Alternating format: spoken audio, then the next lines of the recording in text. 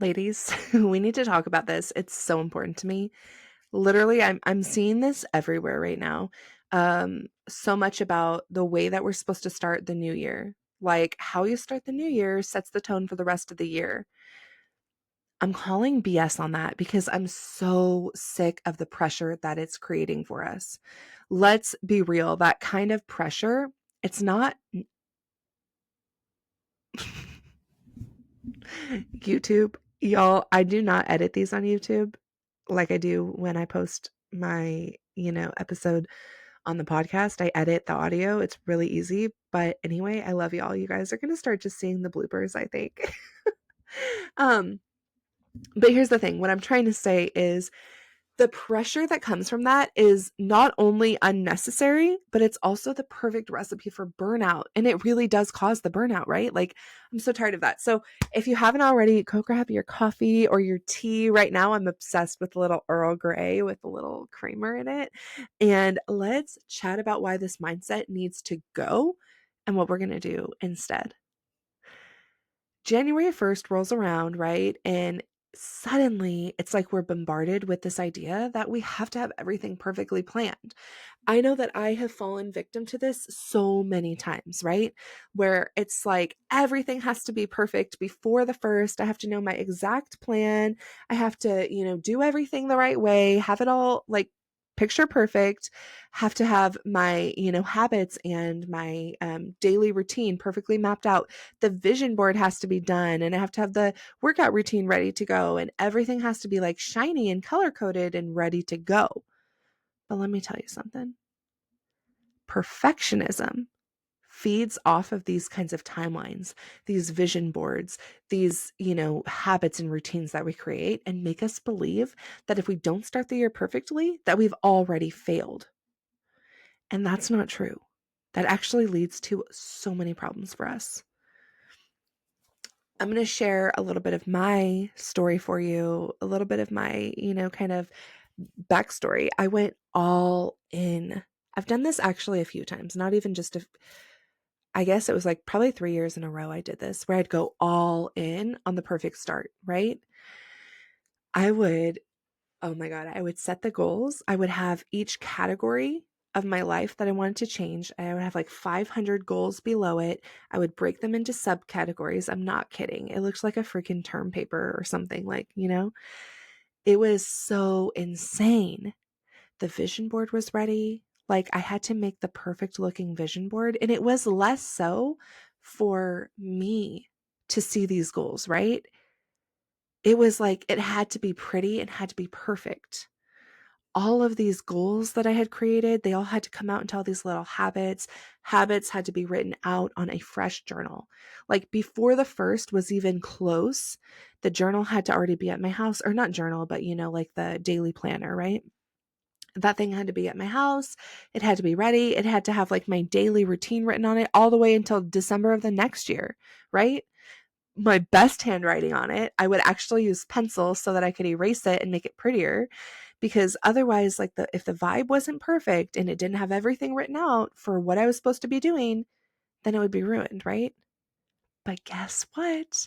By the end of January, I would already have fallen off track, missing workouts, not sticking to the meal plan, having to cross things out, move it to the next day. And then it led me into this trap where I felt like I had ruined my whole year already. Then what happens to us, right? We give up completely. We try to, minimize the goals or minimize the things. And then we start to feel really freaking bad about ourselves, right? Perfectionism makes you think that if you're not perfect, that you might as well quit. And I need to tell you that that's a lie. That is a lie, and it's exhausting.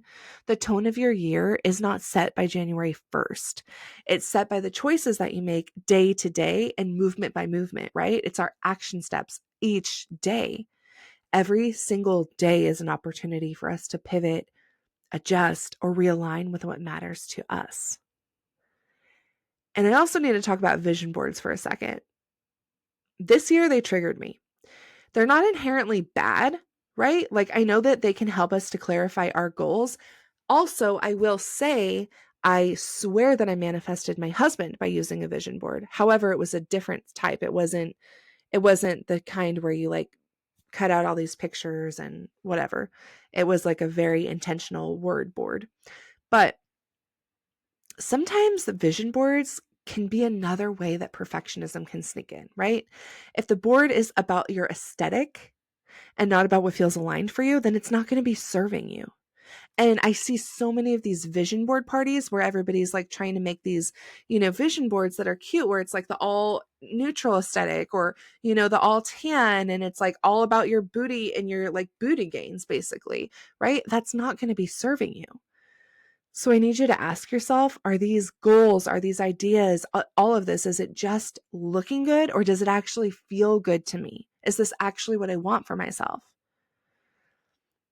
So here's a little framework that helped me to kind of shift out of this and to set the small, flexible goals, right? Because again, we don't need to do the all or nothing, all of the craziness, right? Start small, give yourself permission to adjust as you go. Goals are not going to be static, right? They're not going to be inflexible. Life is not that way.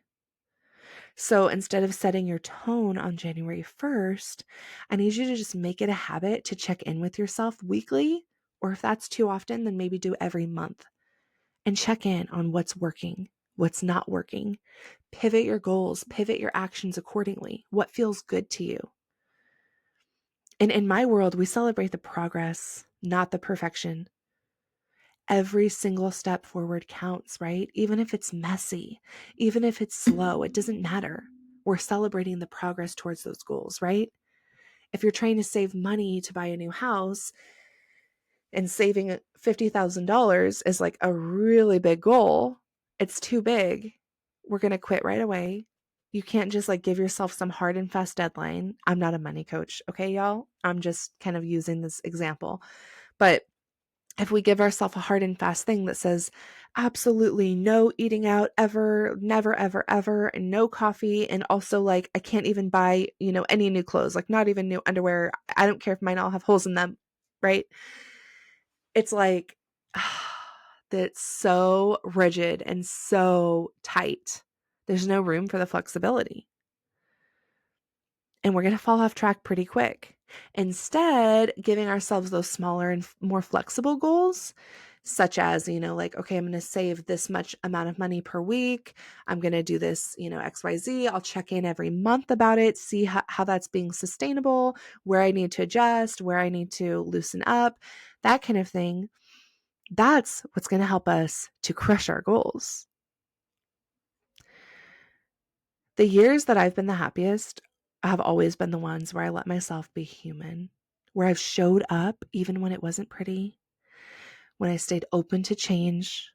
And that's what I want for you, truly. If you're tired of feeling like you have to get it all right since day one, you're not alone. So many of us feel like that, especially right now when we're being surrounded by that on social media, right?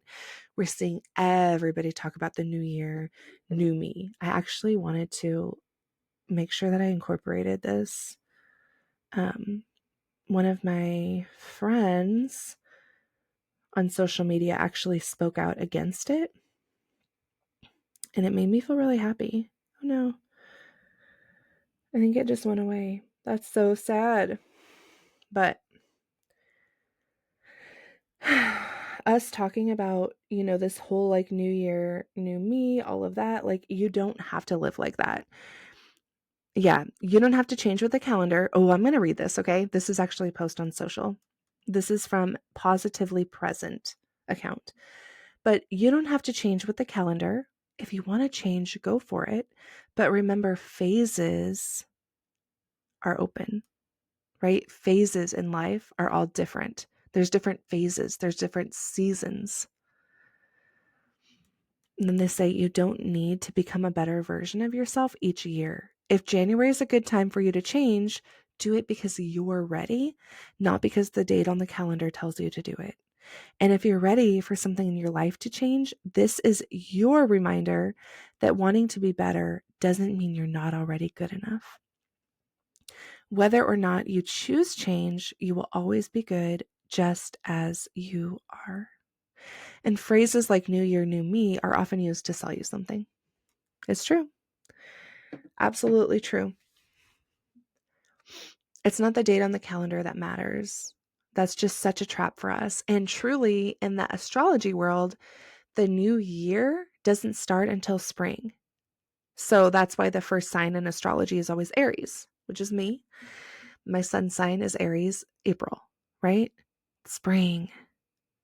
Aries sign starts at the end of March. It's all about the spring.